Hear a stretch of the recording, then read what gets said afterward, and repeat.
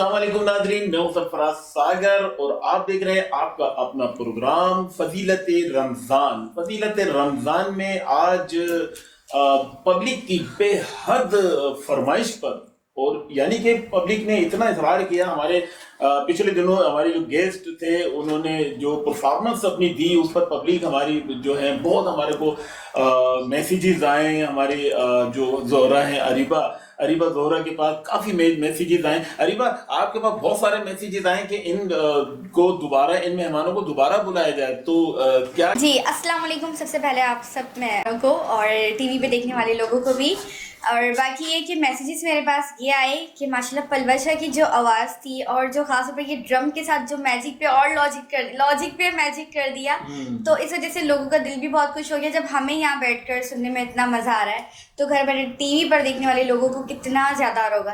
तो उनकी फरमाइश पे ही हमने दोबारा इन लोगों को इनवाइट किया है और फिर एक बार हम सबको पलवशा की प्यारी आवाज़ में नात, कलाम और कवाली सब कुछ सुनने का मौका मिलेगा।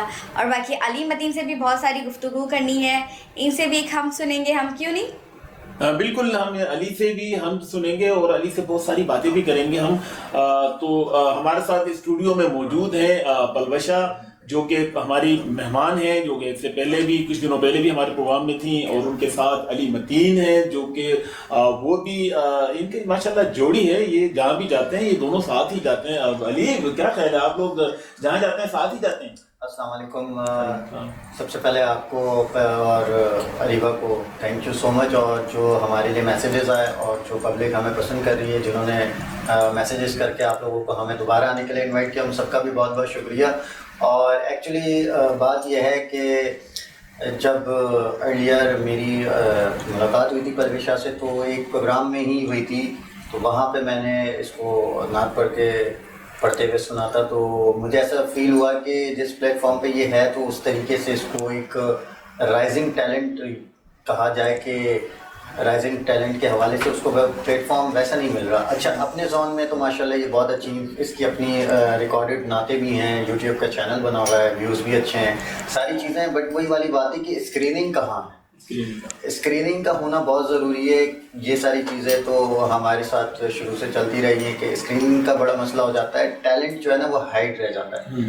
तो इसलिए फोकस करने के लिए मैंने खुद भी मेहनत की है, और मेरी मेहनत 50% है इन सारी चीज़ों में। क्योंकि एक आपको कनेक्शन चाहिए होता है, एक आपको कांटेक्ट चाहिए होता है, जो कि आपको वहाँ तक पहुँचाए जहाँ पे आप पहुँचने के लिए एक टैलेंट अपने अंदर रखते हैं। तो बस इसका एक जोन है नात का, तो अल्लाह की रज़ा के लिए भी मैंने ये बात सोची कि इस टैलेंट को बढ़ाया जाए। माशाल्लाह खुद भी डिज़र्विंग है, तो दैट्स वाई अब साथ रहते हैं।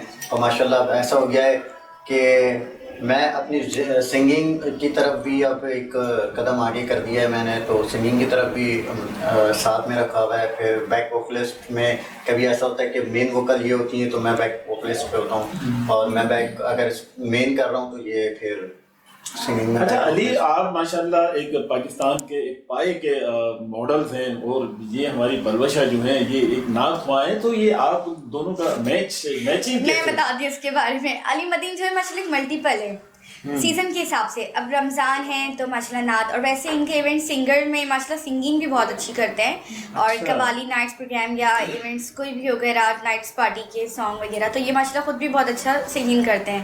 तो रमज़ान में जो है अली मतीन जो है वो माशाल्लाह एक ये आपको थोड़ा सा ये नातवानी की तरफ और प्रोग्राम्स में देखने में आ रहा हूँ। बट ऐसा है कि मैं अब एज अ सिंगर के तौर पे डेब्यू कर रहा हूँ, तो मेरी कोशिश ज़्यादातर यही होती है कि मैं फोकस सिंगिंग पे ही रखूँ, क्योंकि बहुत सारी चीज़ें एज असिस्टेंट डायरेक्शन में भी। अच्छा, जर्नी कुछ ऐसी है मेरी कि आपको एकदम शॉक्ड हो जाएंगे कि मैं आया कैसे। तो ये एक कहने के कहा जाता है कि सॉरी टू से, बट एक माँ की बद्दुआ होती है, जिनको बद्दुआ होती है वो मीडिया में आ जाते हैं। क्योंकि यहाँ पे ना दिन का चैन है ना रात का सुकून है। उसकी वजह यह है कि टीवी पे जो हम दिखते हैं वो बिल्कुल ही अलग होते हैं, बट हमारी नींद, हमारा चैन, हमारी ट्रैवलिंग, हमारा सुकून, वो सारी चीज़ें इतना ज़्यादा कस्टमाइज हो जाता है कि हम खुद अपने आप को भी मैं टाइम कहूँ नहीं तो दे शायद पाते। टाइम ना दे सकें, या जो वो गैदरिंग्स होती हैं वो एक रिलेटिव्स में जाना, मुझे नहीं याद है कि लास्ट टाइम मैं कौन से कज़न की शादी में गया था, उसके बाद से मुझे फैमिली से मिलता हुआ इतना टाइम हो गया है। तो लोगों को भी शिकायत रहती है, फिर फैमिलीज़ की भी बड़ी शिकायत हो जाती है कि सिस्टर की घर पे जाना है, अगर वहाँ पे कोई दावत है, कोई इवेंट है, नहीं जा पाया।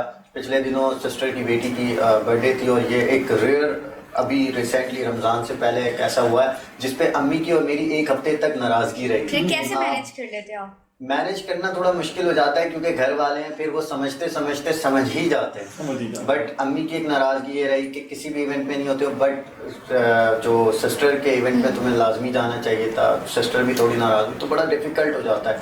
तो जब मैं आया तो इस तरह से आया कि वो एक कह लें कि मेरा शौक़ नहीं था किसी भी हवाले से मीडिया का, और हम फ्रेंड्स बैठे हुए थे एक होटल पे, और जूनियर कास्ट के लिए बहुत सारी कास्टिंग होती है ना, कि जिस तरह से वो आर्टिस्ट के पीछे या कमर्शियल हो रहा है तो उसमें बहुत सारे लोगों की ज़रूरत होती है। तो कराची की सारी आवाम जो है ना इकट्ठा हो जाती है एक जगह पे कि हम जा रहे हैं शूट्स पे जा रहे हैं। तो सुना सुनाया था कि शूट्स पे इस तरह होता है, बट देखा नहीं था।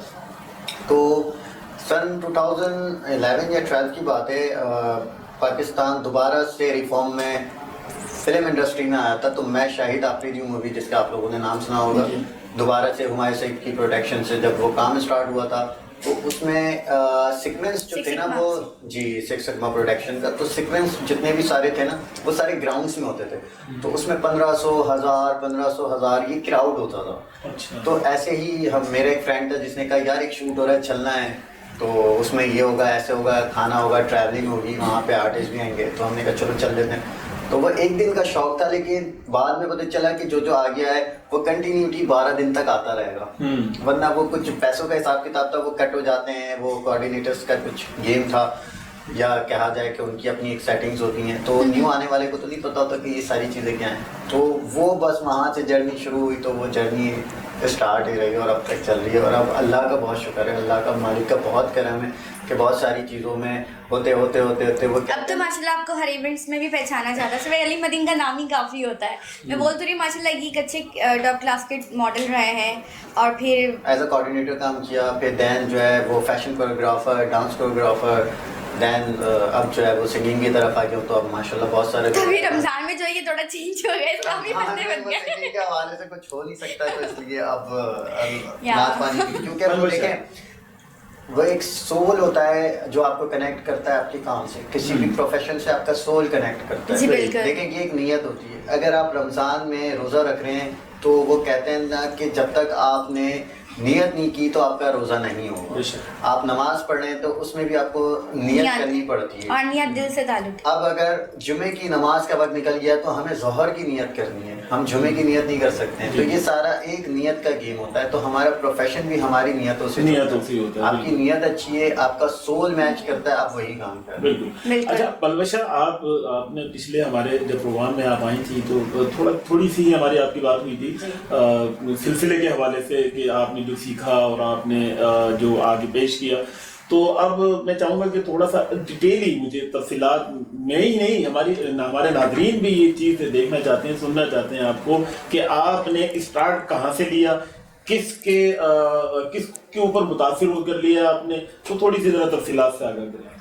सर मैं अपनी नानी के साथ जाती थी महफिल वगैरह पढ़ने, मेरी नानी नाते वगैरह पढ़ती थी। तो शुरू से ही मैं उनको देख के, जब मुझे सही से बोलना भी नहीं आता था तब से ही मैं पढ़ती थी उनके साथ साथ। मुझे एक शौक़ था कि मैं नाते पढ़ूँ, टीवी पर आऊँ और होस्टिंग करूँ, ये सारी चीज़ें। तो फिर मेरी क्लास टीचर के यहाँ मिलाद थी, मैं वहाँ गई तो वहाँ मैंने अपने उस्ताद को लाइव सुना।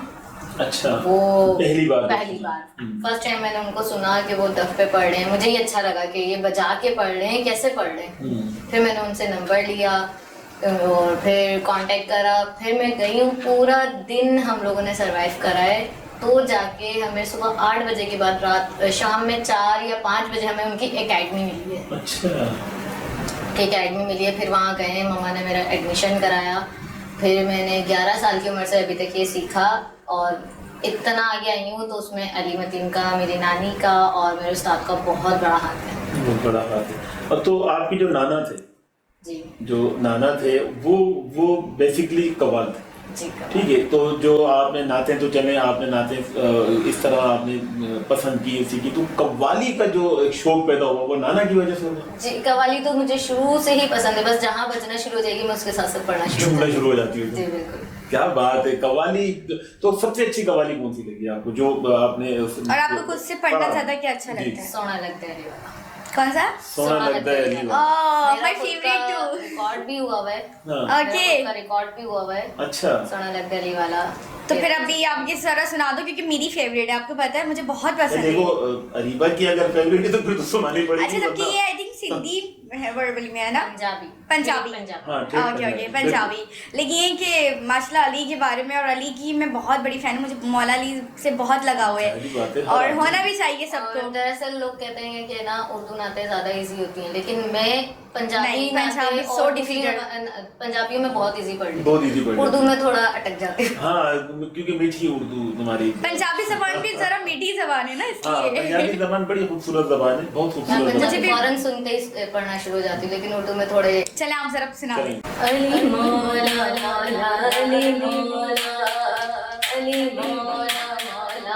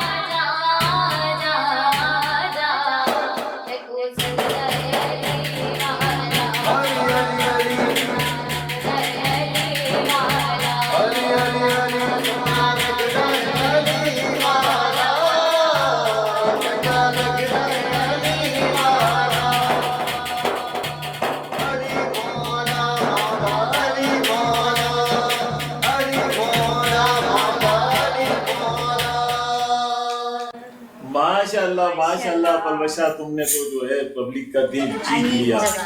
मैं ही नहीं, ये हमारे जितने ऑडियंस है और जितने हमारे नाजरीन है सामने तो लोगों को देख नहीं रहे दिख रहा, लेकिन वही क्या बात है, क्या बात है। अभी हम एक शॉर्ट ब्रेक की तरफ जा रहे हैं, शॉर्ट ब्रेक से वापस आते हैं, फिर आपसे और बहुत सारी बातें करेंगे, आपसे और अली मतीन से, एक शॉर्ट ब्रेक के बाद। यहाँ तो कोई सनसेट है ही नहीं, अब अफ्तार कैसे होगा? सनसेट यही है, बस बिल्डिंग के पीछे छुप गया है। सोचों की दस्तक को सीढ़ी बना के चल, रुकावटें हटा के आगे जाने कल।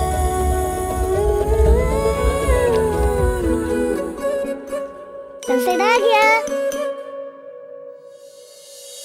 इनकी क्रिएटिविटी रहे स्ट्रॉन्ग एंड वाइब्रेंट, इसीलिए टैंग में है विटामिन सी, डी और जिंक की फोर्टिफिकेशन, जो बच्चों की इमेजिनेशंस को सपोर्ट करता है। टैंग, इफ्तार का परफेक्ट पार्टनर।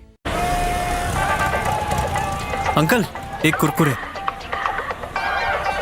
नहीं नहीं, कुरकुरे। कुरकुरे ही क्यों?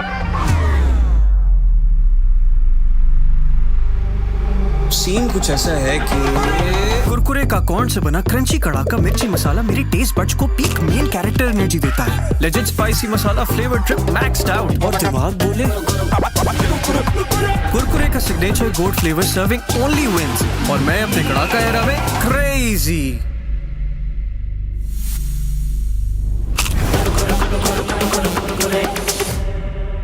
ऐਵੇਂ तो नहीं ना फिर मसालेदार तड़के कड़क क्रंच करके सब हो गई क्रेजी फॉर कुरकुरे। अस्सलामुअलैकुम, वेलकम बैक टू दोबारा हमारे सेरी सेगमेंट ट्रांसमिशन प्रोग्राम में फजीलत रमज़ान में आप सबको दोबारा खुश आमदीद। और माशाल्लाह एंडिंग जो ब्रेक से पहले जो हम गए थे तो माशाल्लाह बहुत ही प्यारा एक मौला अली चंगा अली मौला की एक कलाम, एक नात कह लें या कलाम कह लें, बहुत ही खूबसूरत पेश किया था। और यकीन करें ब्रेक पर गई हूँ मैं और मैसेजेस लोगों के आने लग गए कि ये कलाम दोबारा वंस मोर अगेन लोगों के बहुत ज़्यादा मैसेजेस आने लग गए। लेकिन ये कि अभी तो हमें गॉसिपिंग करनी है पलवशा के साथ, अली मतीन के साथ, तो ये हम जो है लास्ट में आपसे दोबारा करवा लेंगे, ओके, ताकि जो हमारे पब्लिक है, जो लोग हैं ऑडियंस के, वो एक और उनका दिल जो है वो झूम जाए मौला अली का कलाम सुनकर। अच्छा अली मतीन, माशाल्लाह आपको इंडस्ट्री में इतने टाइम हो गया, इतने साल से आप कर रहे हैं और स्ट्रगलिंग किस तरह आपने की, क्या कुछ किया आपने, सब अभी हमें डिस्क्राइब किया।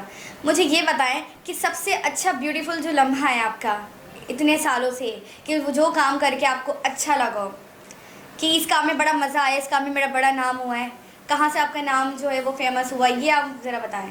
एक्चुअली अल्हम्दुलिल्लाह अल्लाह पाक का बड़ा शुक्र रहा, मालिक का बड़ा एहसान रहा कि जब भी काम किया तो काम को क्लिक किया गया, या अच्छे लोगों का साथ मिला और उन्होंने अप्रोच किया, जिसमें कुछ नाम है मैं यहाँ पे कहना चाहूँगा जिन्होंने वाकई में मुझे समझा, मेरे काम को समझा, जिसमें एम नदीम सिद्दीकी जो एक नाम है, वो एक अच्छे बड़े ऑर्गेनाइज़र हैं।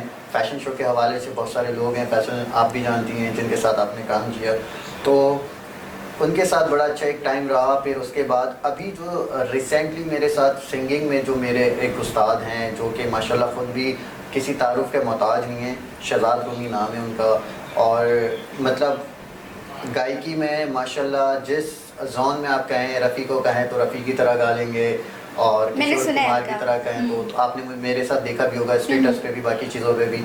और रिसेंटली अयान रॉक स्टार है, जिसके साथ मैं जो है डुइट वोकल में सिंगिंग कर रहा हूँ, तो माशाल्लाह वहाँ से भी बड़ी एक अच्छी अप्रोच मिल रही है, लोगों ने पसंद की हमारी जोड़ी को।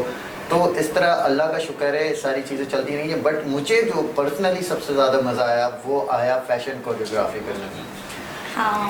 उसकी वजह यह है कि मैं जब स्टार्ट में आया था तो अच्छा ऐसा नहीं है कि मैं मीडिया साइंस पढ़ा हुआ हूँ या मैं सीख के समझ के, या फैमिली बिलोंग्स टू होता है कि कोई आपका जो है डिज़ाइनर रहा हो या आपकी फैमिली बैकग्राउंड में कोई इस तरह मीडिया का पर्सन कोई रहा हो, तो मेरी फैमिली बैकग्राउंड से ऐसा कुछ भी नहीं है। बट जब मैं फैशन में आया तो बहुत सारी चीज़ें जो मुझे खुद समझ में नहीं आ रही थी, मैं समझना चाह रहा था उन चीज़ों को, कि लाइक वेयरिंग का तरीका, कंट्रास्ट क्या होता है, कलर्स क्या होते हैं, अगर आप ईस्टर्न पहन रहे हैं तो ईस्टर्न में क्या चीज़ें हैं जो अप्लाई करनी चाहिए, वेस्टर्न है उसमें बहुत सारे लुक्स हैं, फ्यूजन है।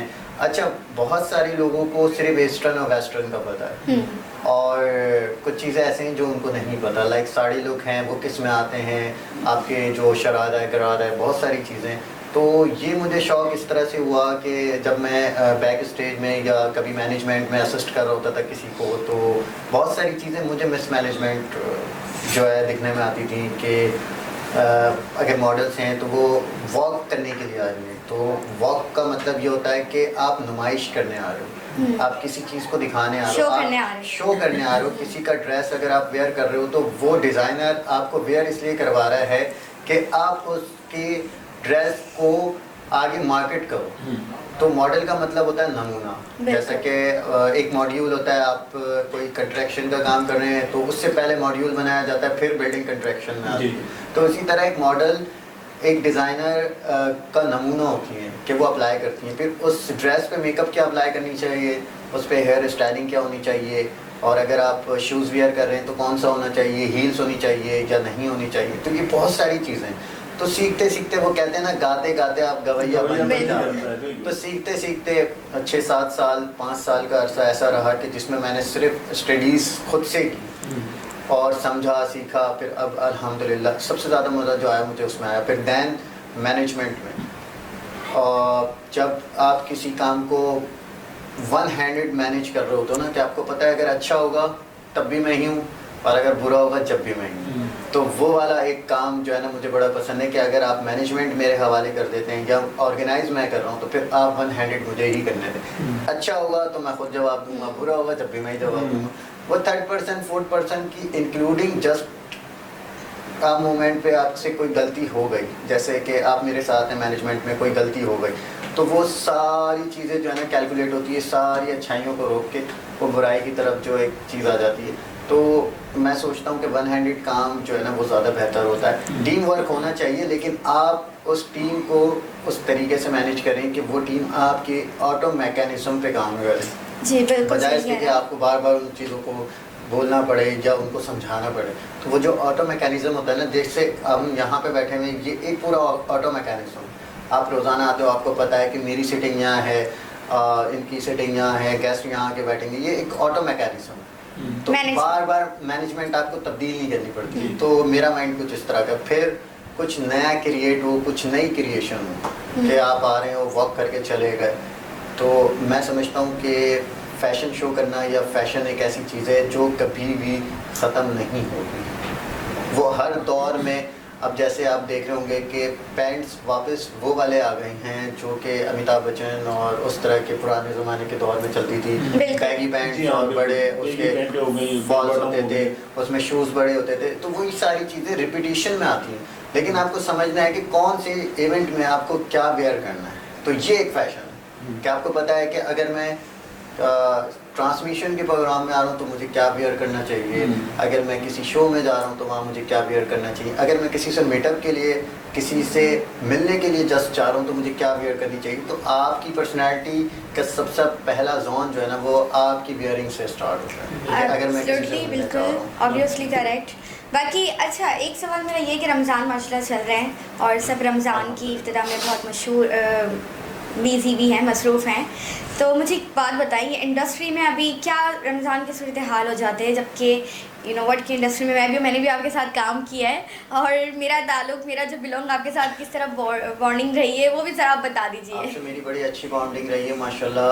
जिस वक्त आप आए थे उस वक्त भी मैं कोरियोग्राफी कर रहा था एक शो की, और एज अ मॉडल आप आए हुए थे पलवशा, उस शो में एज अ नाथवा आई हुई थी। तो मुझे बड़ा अच्छा लगता है कि आप लोगों की तरफ से भी एक अच्छा पॉजिटिव रिस्पांस मिला।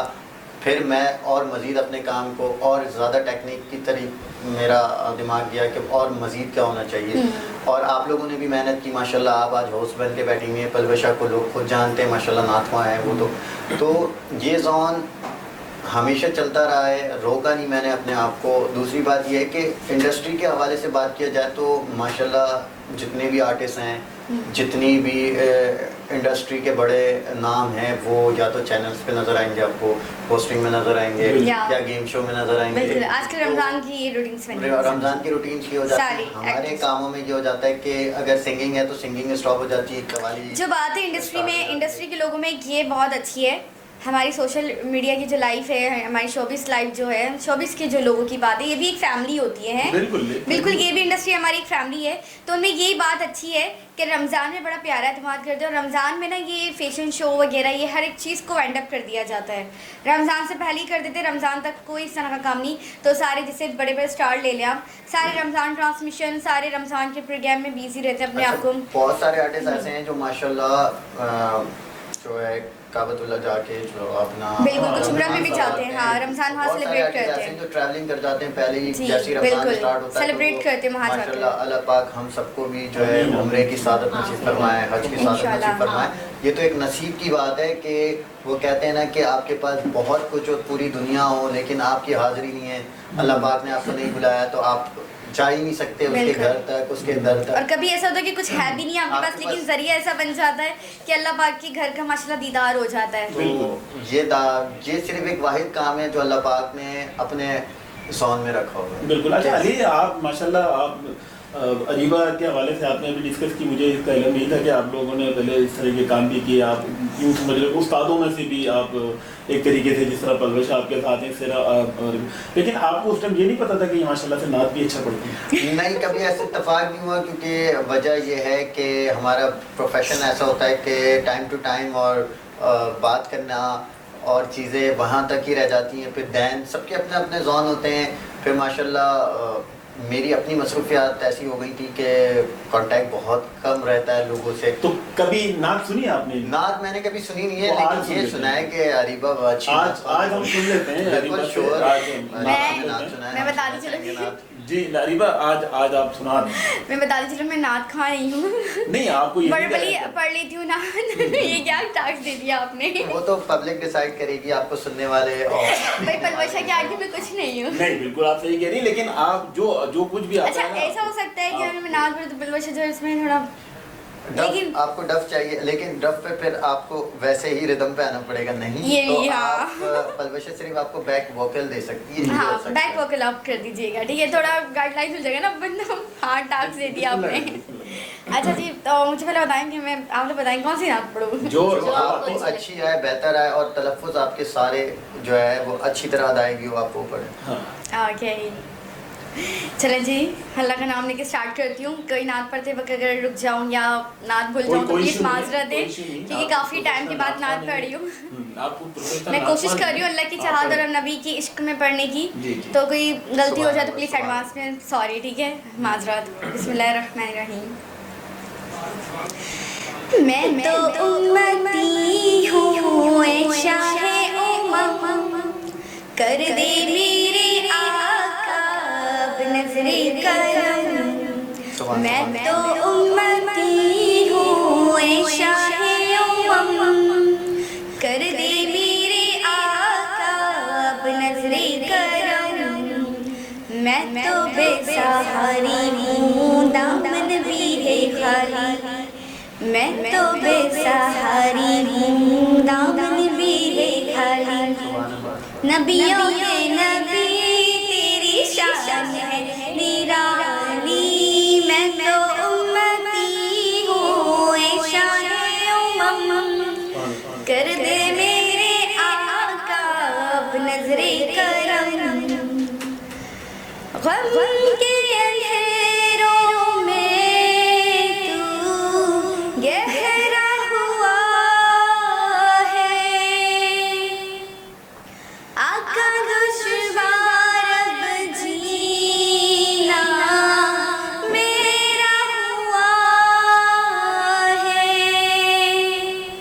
बिगड़ी बना दो मेरी तौबा के माली, बिगड़ी बना दो मेरी तौबा के माली।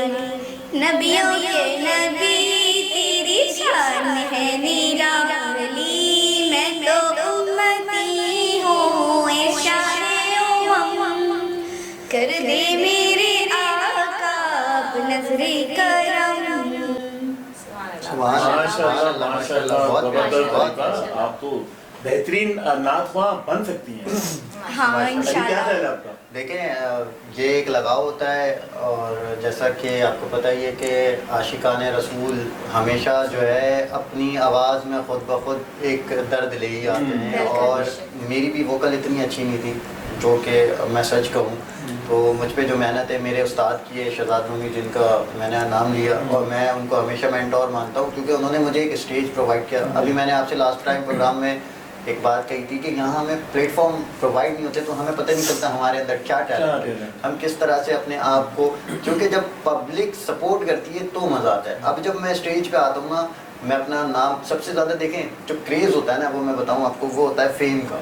आपके पास पैसा हो, आपके पास हर चीज़ हो, लेकिन वो जो एक पब्लिक की आवाज़ कान में आती है ना, और वो एक ताली की, उससे अप्रिशिएट भी बहुत उससे आपके अंदर का जो टैलेंट है ना, वो और ज़्यादा मज़ीद बढ़ जाता है। तो मैं जब स्टेज पे जाता हूँ, उससे पहले जब मेरा नाम कॉल आउट होता है, तो अभी आप थोड़ी देर पहले पूछ रही थी ना कि सबसे ज़्यादा क्या आपको मज़ा देता है, तो वो मुझे यही चीज़ मज़ा देती है कि मेरे जो फैंस हैं, जब तक वो जिंदा है मैं जिंदा हूँ।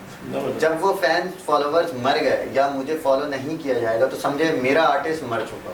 फिर मैं एक लोगों की अप्रिशिएट से ही इंसान के अंदर बहुत ज़्यादा अथॉरिटी आती है। इसीलिए कहते हैं कि अल्लाह ताला उरूज पे भी ले जाए आपको तो आपको अपने साथ वाले लोग और आपके साथ जो खड़े हुए लोग हैं जो आपको पसंद कर रहे हैं आप उनको अपने किसी भी बिहेवियर से ना हर्ट ना करें। क्योंकि देखिए इंसानियत में तो वैसे ही अल्लाह पाक ने कहा कि पहले मैंने इंसान पैदा किया, बाद में ये डिसाइड हुआ कि आप मुसलमान हो आप कोई और मजहब से, तो इंसानियत को दुख ना दो क्योंकि मैं हुकूकुल इबाद माफ़ नहीं करूँगा।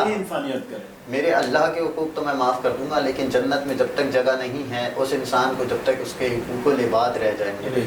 तो मैं यही कहता हूँ कि अल्लाह पाक रोज़ाना रात को कहते हैं कि सोते हुए माफ़ी मांग के सोना चाहिए कि अल्लाह पाक मैंने जिसका भी दिल दुखाया मैं माफ़ी मांग के सोता हूँ लेकिन सामने वाला भी मुझे माफ़ कर दे।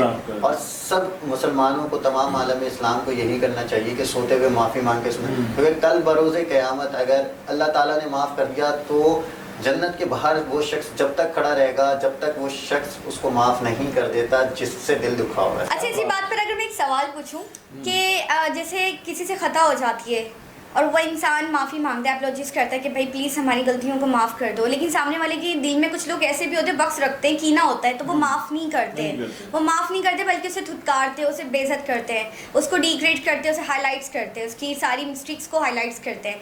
तो वो इंसान माफ़ नहीं कर रहा है, लेकिन वो जो इंसान से गलती हो गई है तो वो दिल से अपलोजिस कर रहा है, रो के गिड़गिड़ा रहा है, तो तब भी मतलब ऐसा होगा अनजस्टिफाई होगा महशर हरम में? ऐसा नहीं है, अल्लाह ताला ने हर चीज़ का एक ज़ोन रखा है क्योंकि कल बरोज़े क़यामत अल्लाह पाक ने हुज़ूर पाक सल्लल्लाहु अलैहि वसल्लम से एक वादा रखा है कि आपकी उम्मत जब तक, हुज़ूर पाक ने कहा था कि मेरी एक ख्वाहिश है जो मैं कल बरोज़ क़यामत मांगूंगा। हर नबी हर पैगंबर की ख्वाहिशात अल्लाह पाक ने उसी वक्त पूरी कर दी, लेकिन हुज़ूर पाक सल्लल्लाहु अलैहि वसल्लम की ख्वाहिश अब तक वो ख्वाहिश ही है क्योंकि हुज़ूर ने ये कहा था कि मेरी ख्वाहिश कल बरोज़ क़यामत जब मैं अपनी उम्मत के साथ खड़ा हूँगा मैं जब मांगूंगा। तो हमारे प्यारे नबी सल्लल्लाहु अलैहि वसल्लम उनको किसी भी चीज़ की ज़रूरत नहीं थी, मेरे ख्याल से उनके लिए ही ये दुनिया बनी है, रहमतुल लिल आलमीन है, सारी कायनात उन्हीं की है, लेकिन उनका रोना उम्मत के लिए था, उनकी दुआएं उम्मत के लिए थी। उन्होंने 5 वक्त की नमाज, उनको पता था कि 50 वक्त की नमाज नहीं पढ़ सकता इंसान, कभी भी पूरी नमाज नहीं पढ़ पाएगा,